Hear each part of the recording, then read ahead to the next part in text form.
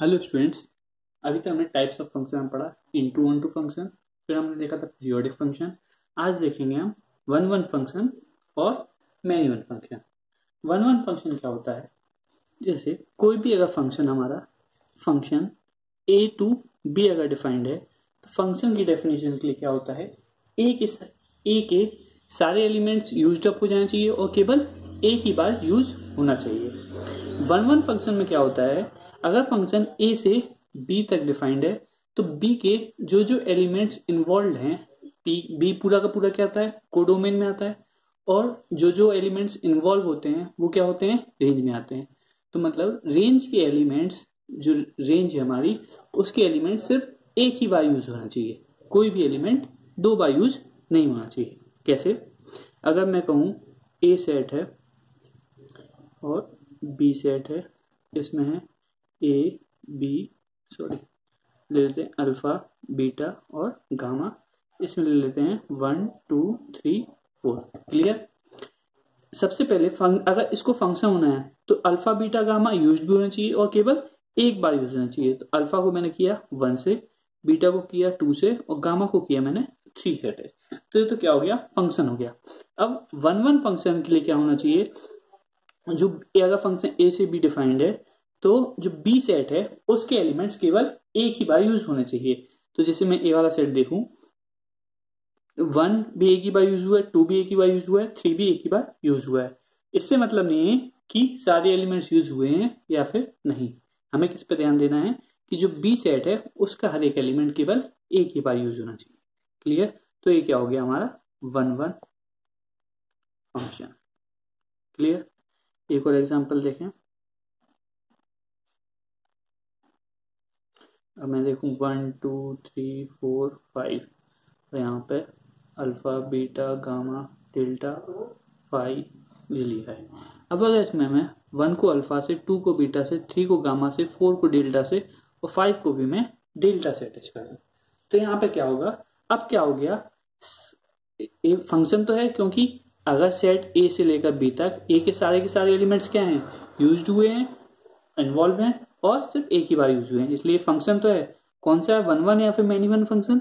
मैं देख रहा हूं यहाँ पे डेल्टा क्या हो गया हमारा, दो बार यूज हो गया। या फिर इसको हम इमेज और प्री इमेज के फॉर्म में कहें तो डेल्टा की कितनी प्री इमेज है, डेल्टा की दो प्री इमेज है। कौन कौन सी? 4 और 5। तो ये कौन सा फंक्शन होगा, मैनी वन फंक्शन। क्लियर? अगर किसी भी इमेज की दो, एक से ज्यादा प्री इमेज हो जाए तो क्या हो जाएगा, मैनी वन फंक्शन। क्लियर?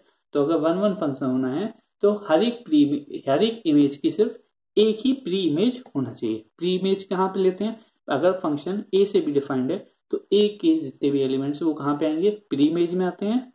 जैसे यहाँ पे अल्फा की प्री इमेज क्या है, 1। अगर मैं 1 की इमेज की बात करूं तो 1 की इमेज होगी अल्फा, 2 की इमेज होगी बीटा, 3 की इमेज होगी गामा, 4 की इमेज होगी डेल्टा, 5 की इमेज होगी डेल्टा।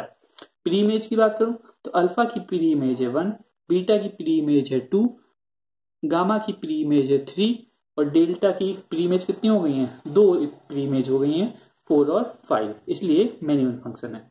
तो किसी भी फंक्शन को अगर वन वन फंक्शन होना है तो उसकी जो प्री इमेजेस हैं उसकी केवल एक ही इमेज होना, सॉरी जितनी भी इमेजेस हैं उसकी कितनी प्री इमेज केवल एक होना चाहिए। क्लियर? तो इसको डिफाइन कर लेते हैं हम डिफाइन कर लेते हैं वन वन फंक्शन को। Function f(x) is called one one और इंजेक्टिव फंक्शन भी बोलते हैं हम वन वन फंक्शन को, इंजेक्टिव और मोनोमॉर्फिक, इसको मोनोमॉर्फिक भी बोलते हैं। क्या क्या नाम है, वन वन, इंजेक्टिव या फिर monomorphic. A function f(x) is called one one, injective और monomorphic if each element of range has exactly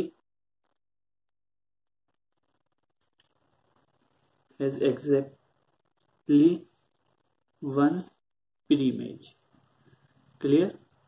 अगर कोई भी फंक्शन वन वन इंजेक्टिव या फिर मोनोमॉर्फिक कब कहलाएगा, जब उसका रेंज का हर एक एलिमेंट की केवल एक ही प्रीमेज होगी। क्लियर। उसके हर रेंज के हर एक एलिमेंट की केवल एक ही प्रीमेज होगी। क्लियर। अगर वो फंक्शन वन वन नहीं है तो फिर मैनी वन फंक्शन होगा। क्लियर। इस वन वन फंक्शन को हम एक और तरीके से डिफाइन करते हैं, function defined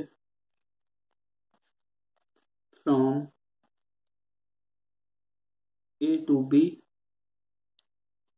such that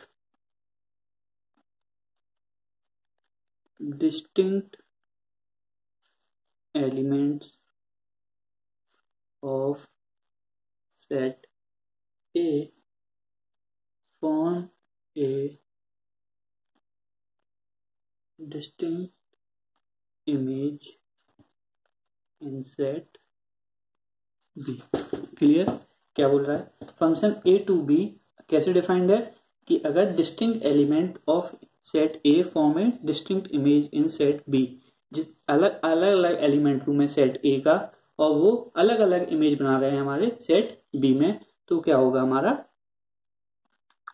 one to one function होगा। Then it is one to one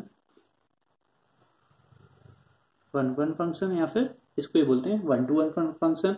और क्या नाम है इसके, इंजेक्टिव फंक्शन और मोनोमॉर्फिक फंक्शन। इसको कैसे लिखेंगे आप, that is if x1, x2 belongs to set A। x1 x2 कहाँ से हैं, अगर सेट A से बिलोंग कर रहे हैं और x1 x2 के बराबर नहीं है तो then f of x1 is not equal to f of x2। One one function के लिए क्या कंडीशन है, अगर x1 x2 हमारा सेट A को बिलोंग कर रहे हैं और x1 x2 बराबर नहीं है तो f ऑफ x1 और f ऑफ x2 भी बराबर नहीं हो सकते। क्लियर। और इसको और भी कैसे ले सकते हैं, if f of x1 is equal to f of x2, अगर f ऑफ x1 और f ऑफ x2 अगर बराबर हैं then x1 equal to x2। ये किसके लिए कंडीशन है हमारी, वन वन फंक्शन के लिए। किसके लिए कंडीशन आई, वन वन फंक्शन। अगर fx1 fx2 के बराबर है तो x1 इक्वल टू x2 होगा। जैसे कि हम समझे यहाँ पे, अगर मैं लूँ यहाँ पर x1 x2 x3, क्लियर, और यहाँ पर y1 y2 और y3। अगर मैं यहाँ पे x1 का y1 से कनेक्ट किया, x2 का y2 से और x3 का y3 से, तो मैपिंग के अकॉर्डिंग कैसा हो गया, वन वन फंक्शन हो गया, वन वन फंक्शन। क्लियर। और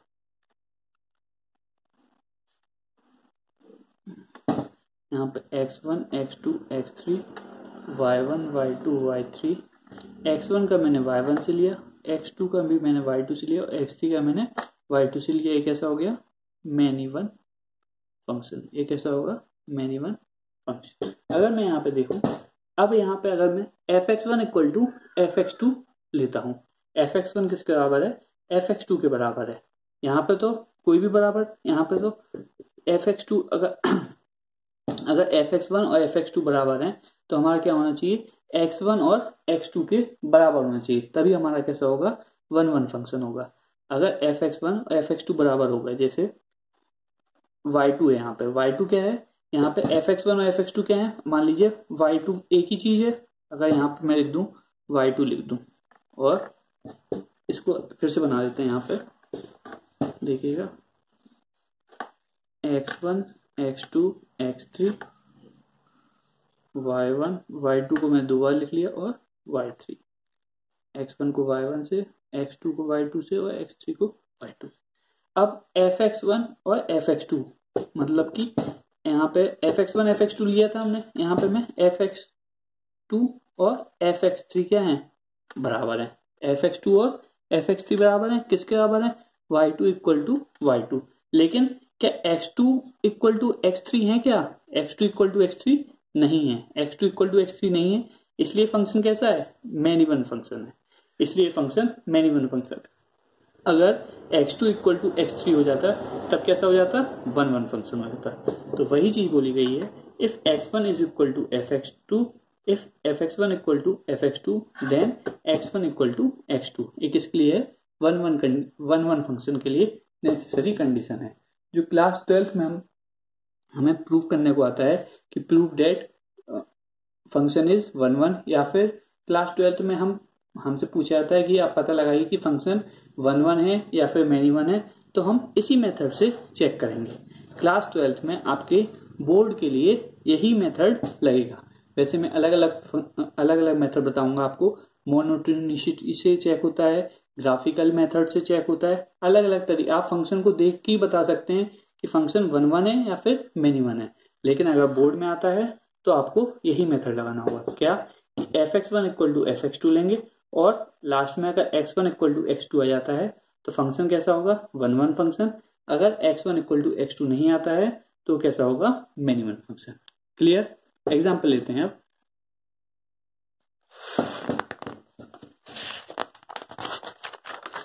ये मेथड होगा आपका क्लास 12th बोर्ड के लिए, क्लास 12th बोर्ड एग्जाम के लिए आपको यही मेथड लगाना है। क्लियर?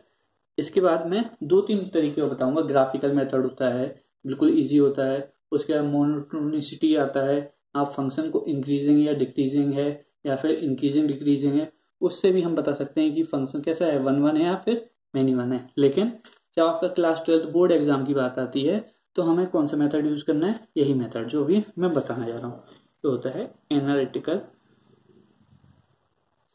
मेथड। इसमें क्या है, इसमें सबसे पहले हम fx1 इक्वल टू fx2 लेते हैं। सबसे पहला स्टेप क्या है, fx1 equal to fx2। Second, if we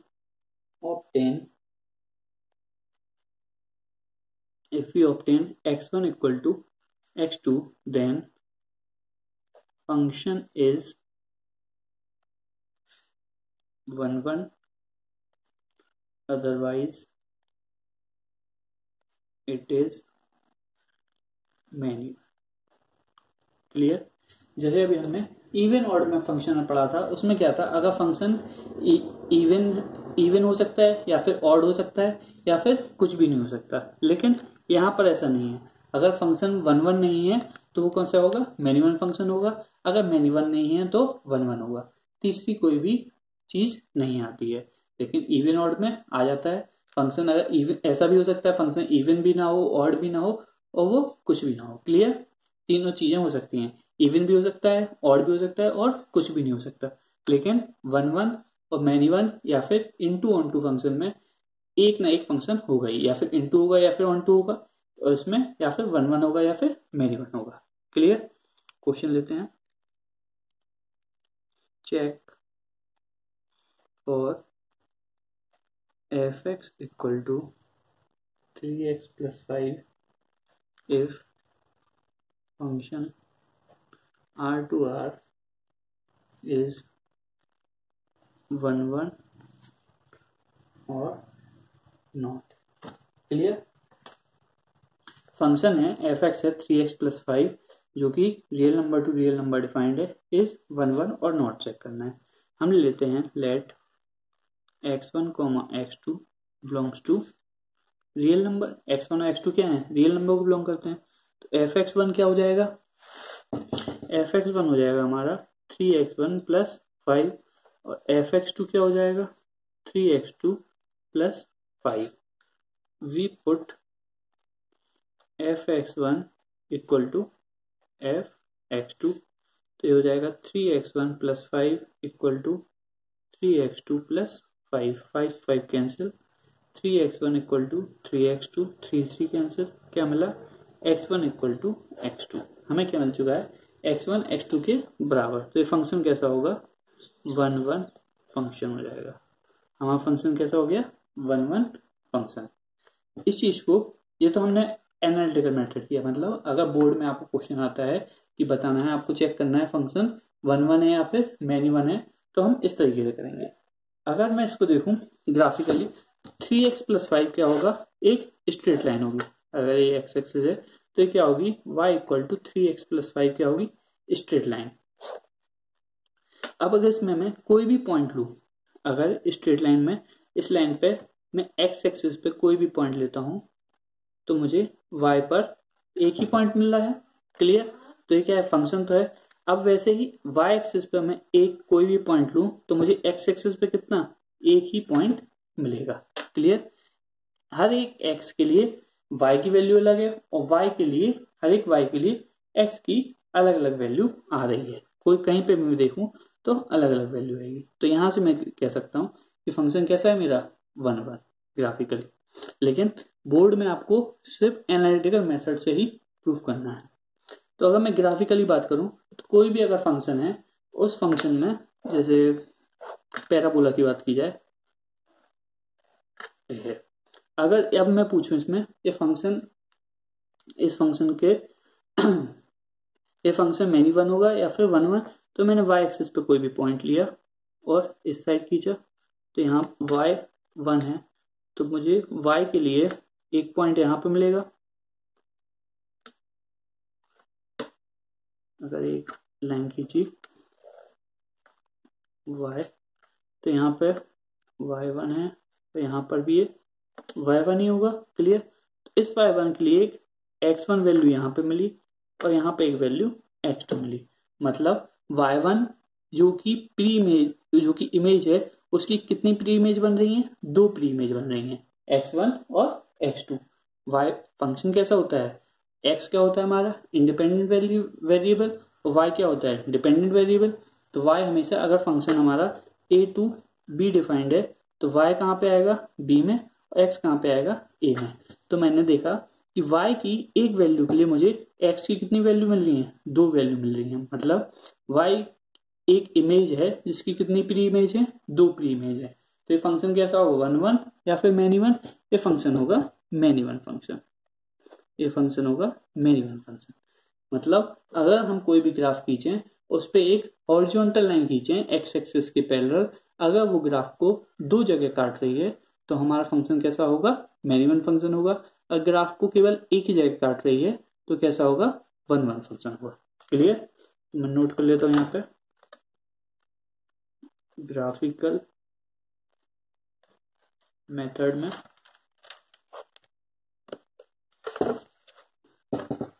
if any line parallel to x-axis cuts the graph at most 1 point, then it is 1 function, 1 function.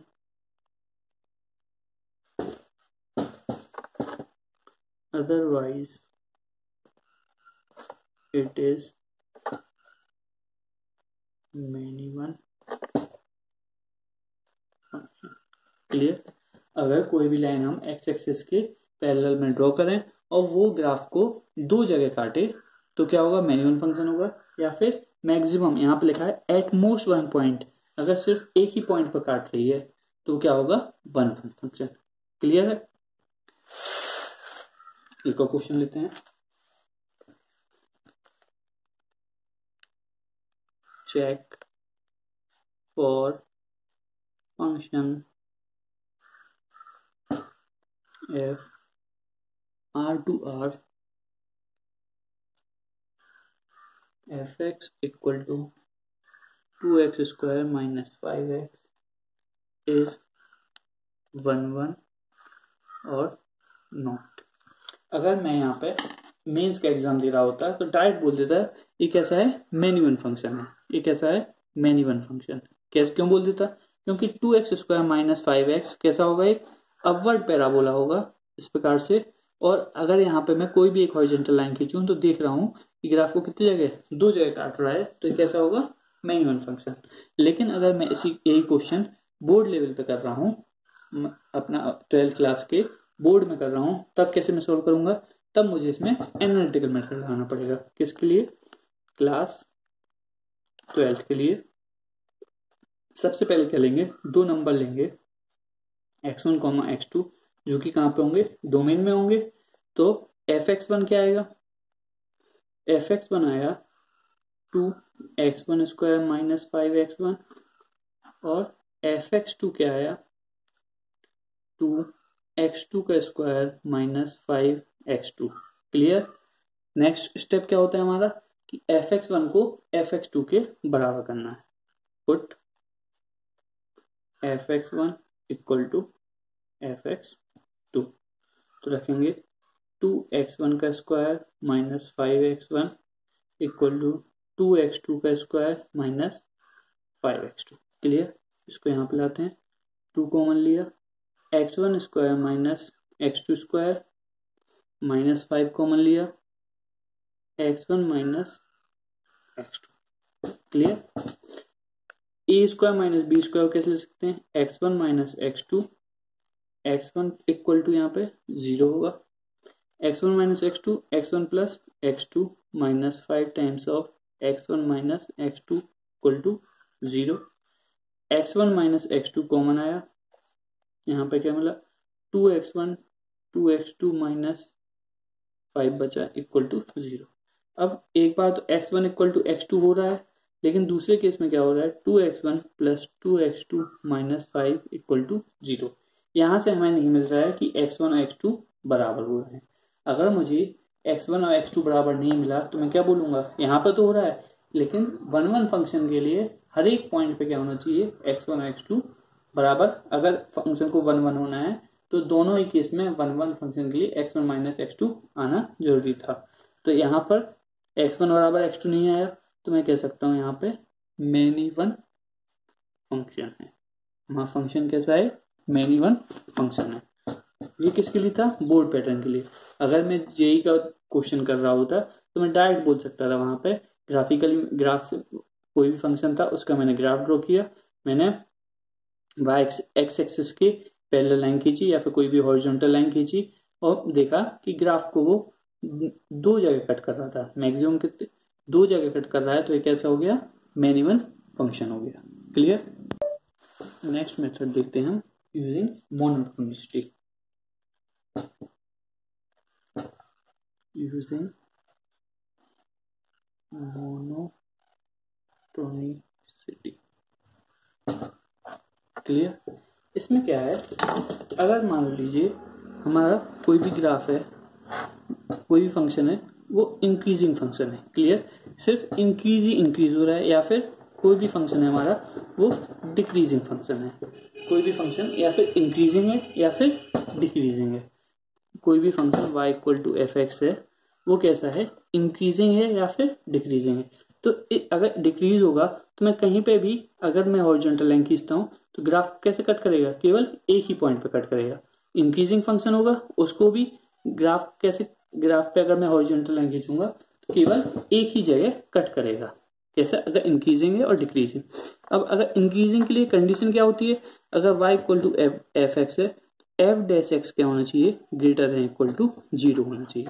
एक इसके लिए होता है इंक्रीजिंग के लिए, फंक्शन कैसा होगा मेरा, इंक्रीजिंग फंक्शन। आपको ये एप्लीकेशन ऑफ डेरिवेटिव में पढ़ाया जाएगा। एफ एक्स क्या आएगा मेरा, इंक्रीजिंग फंक्शन। और अगर f dash x is less than equal to 0 है तो फंक्शन मेरा कैसा होगा, डिक्रीजिंग फंक्शन। फंक्शन हमारा कैसा होगा, डिक्रीजिंग फंक्शन। क्लियर। मोनोटोनिसिटी से हम कैसे बता सकते हैं, अगर मेरा फंक्शन केवल इंक्रीजिंग है या फिर सिर्फ डिक्रीजिंग है तो हमारा फंक्शन कैसा होगा, 1 फंक्शन होगा। क्लियर। क्योंकि अगर कोई भी फंक्शन सिर्फ इंक्रीजिंग होगा, स्ट्रिक्टली इंक्रीजिंग होगा, तो फिर उसमें अगर मैं उस ग्राफ पर कोई भी हॉरिजॉन्टल लाइन खींचूंगा तो ग्राफ को केवल एक ही बार कट करेगा। अगर मान लीजिए फंक्शन इंक्रीजिंग या सिर्फ इंक्रीजिंग या फिर सिर्फ डिक्रीजिंग नहीं है, फंक्शन इंक्रीजिंग डिक्रीजिंग है, let us assume that function is increasing and decreasing. Function में फंक्शन इंक्रीजिंग भी है और डिक्रीजिंग भी है। तो मान लीजिए पहले तो फंक्शन डिक्रीज हो रहा था और फिर फंक्शन क्या हुआ, इंक्रीज कर गया। क्लियर। एक पॉइंट पे ऐसा आया, यहाँ पहले फंक्शन क्या था, डिक्रीज कर रहा था और फिर फंक्शन कैसा हो गया, इंक्रीज कर गया। तो मैं अब अगर यहाँ पे एक हॉरिजॉन्टल लाइन खींचूंगा तो इस पे क्या हो, graph A horizontal line graph को दो जगह कट करेगी और फंक्शन कैसा हो जाएगा मेरा, मेन इवन फंक्शन है। फंक्शन कैसा हो जाएगा मेरा, मेन इवन फंक्शन। तो कभी भी फंक्शन इंक्रीजिंग डिक्रीजिंग नहीं होना चाहिए एक साथ। फंक्शन या फिर केवल इंक्रीजिंग हो या फिर केवल डिक्रीजिंग हो। इंक्रीजिंग फंक्शन के लिए क्या कंडीशन है, f dash x should be greater than equal to 0 और डिक्रीजिंग फंक्शन के लिए क्या है, f dash x should be less than equal to 0। Clear. अब अगर एक और यहाँ पे एक और चीज देखिए, अब इस पॉइंट अगर मेरी फंक्शन कैसा है, मेन इवन फंक्शन है, इस फंक्शन पर अगर ये ग्राफ था y equal to f x का, इस पॉइंट पे इसका स्लोप क्या हो गया, 0। मतलब कि इस पॉइंट के लिए एफ डैश एक्स क्या हो गया, 0। Clear. F dash x equal to 0 करते हैं तो हमें मिलते हैं यहाँ पे क्रिटिकल पॉइंट्स मिलते हैं। हमें क्या मिलते हैं, क्रिटिकल पॉइंट्स। और जब मैं क्रिटिकल पॉइंट्स को नंबर लाइन पे नोट करता हूं, अगर मान लीजिए x1 है पॉजिटिव नेगेटिव, यहाँ पे कैसा है, पॉजिटिव स्लोप है, यहाँ पे नेगेटिव स्लोप है। अगर वही चीज बता रहा हूं, अगर कोई भी क्रिटिकल पॉइंट मिलता है और उस पर स्लोप चेंज हो रहा है, उस पॉइंट पर स्लोप चेंज हो रहा है नेगेटिव टू पॉजिटिव, तो वो वाला फंक्शन कैसा होगा, मेन इवन फंक्शन होगा। कोई भी फंक्शन है f y equal to f x, अगर मैं उसके क्रिटिकल पॉइंट्स निकालता हूँ, क्रिटिकल पॉइंट्स कैसे निकलते हैं, f dash x equal to 0 रखकर। अगर मैं f dash x equal to 0 रखता हूँ तो वहां से मुझे कोई भी पॉइंट मिलता है x1, तो मैंने उस पर देखा कि एक साइड था नेगेटिव स्लोप, एक साइड था पॉजिटिव स्लोप, तो ऐसे फंक्शन कैसे होंगे हमारे, मेन इवन फंक्शन होंगे। क्लियर। ऐसे फंक्शन कैसे होंगे, मेन इवन फंक्शन। तो मैं यहाँ पे शॉर्ट में लिख सकता हूँ, if given function in its domain is such that f dash x greater than equal to 0 और है यहाँ पे याद रखिएगा, और f dash x is less than equal to 0 then it is 1 function. वो फंक्शन कैसा होगा, 1 फंक्शन। और किसी एक फंक्शन में दोनों ही चीजें आ जाए कि f dash x greater than भी 0 हो रहा है और f dash x less than भी 0 हो रहा है, तो फंक्शन मेन इवन फंक्शन होगा। क्लियर। वो कब होगा, जब f dash x equal to 0 निकालने पे जो हमें क्रिटिकल पॉइंट्स मिल रहा है उसके एक साइड नेगेटिव साइन हो और एक साइड पॉजिटिव साइन हो, तो वहां से हम बता सकते हैं कि हमारा फंक्शन इंक्रीजिंग है या फिर डिक्रीजिंग है। क्लियर। एग्जाम्पल लेते हैं, check whether 1 or many 1।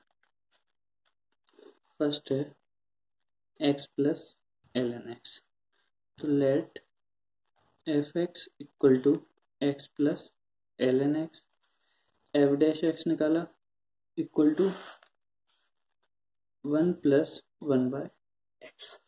अब देखिए अगर x ग्रेटर देन 0 है, एफ डैश एक्स का साइन चेक करना है, अगर x ग्रेटर देन 0 है तो ये ग्रेटर देन 0 ही होगा। अगर x लेस देन 0 है, अगर x लेस देन 0 है तो ए वाला पार्ट नेगेटिव होगा लेकिन हमेशा 1 से छोटा होने वाला है। 1 अपॉन एक्स नेगेटिव, अगर x नेगेटिव है तो 1 अपॉन एक्स कैसा होगा, नेगेटिव होगा, और 1 अपॉन एक्स नेगेटिव होगा लेकिन हमेशा 1 से छोटा होगा। तो 1 माइनस कुछ भी करेंगे तो एफ डैश एक्स हमेशा क्या मिलेगा हमें, f dash x is greater than equal to 0। इसका मतलब एफ एक्स मेरा क्या है, इंक्रीजिंग फंक्शन है। एफ एक्स कैसा है, increasing function, increasing strictly increasing function. Strictly increasing function मतलब कभी भी ये डिक्रीज नहीं हो रहा है, स्ट्रिक्टली इंक्रीजिंग फंक्शन है, इसलिए 1 फंक्शन होगा। इसलिए कैसा होगा, 1 फंक्शन। अगर यहाँ पे मैं x माइनस ln x ले लूँ तो एफ डैश एक्स क्या आएगा, 1 minus 1 upon x, 1 minus 1 upon x. F dash x क्या करेगा, यहाँ पे साइन चेंज करेगा, f dash x sign change करेगा, इसलिए यहाँ पे एफ एक्स क्या हो गया हमारा, मैनी वन फंक्शन हो गया। क्लियर। नेक्स्ट क्वेश्चन देखते हैं, third. F x equal to x cube plus x square plus 5x plus 7। इसका मुझे बताना है कि फंक्शन कैसा है, 1 1 है या फिर मैनी वन है। तो मैं देखता हूँ, एफ डैश एक्स निकाला, एफ डैश एक्स में क्या आया, 3x square plus 2x plus 5। F dash x का मुझे देखना है साइन क्या है, पॉजिटिव है या फिर नेगेटिव। तो मैं इसका अगर डिस्क्रिमिनेंट निकालूं, डी निकालूं, बी स्क्वायर माइनस 4ac कितना होगा, 2 2 जा 4 माइनस 4 इंटू 3 इंटू 5, 4 माइनस 4 5 जा 20 60 माइनस 56। डी क्या है हमारा, 0 से कम आया और एक्स उसका कोफिशिएंट क्या है, पॉजिटिव है। तो हमारा ग्राफ कुछ इस प्रकार बनेगा, एक्स एक्स के ऊपर भी कट नहीं करेगा और पैराबोला कैसा रहेगा, अपवर्ड। ये ग्राफ किसका है, एफ डैश एक्स का। तो यहाँ से क्या क्लियर हुआ कि एफ डैश एक्स हमेशा ही पॉजिटिव रहेगा, एफ डैश एक्स क्या रहेगा, हमेशा पॉजिटिव। ये तो 0 के बराबर नहीं हो रहा है और हमेशा पॉजिटिव रहने वाला है, इसलिए एफ एक्स क्या होगा, एक इंक्रीजिंग फंक्शन होगा।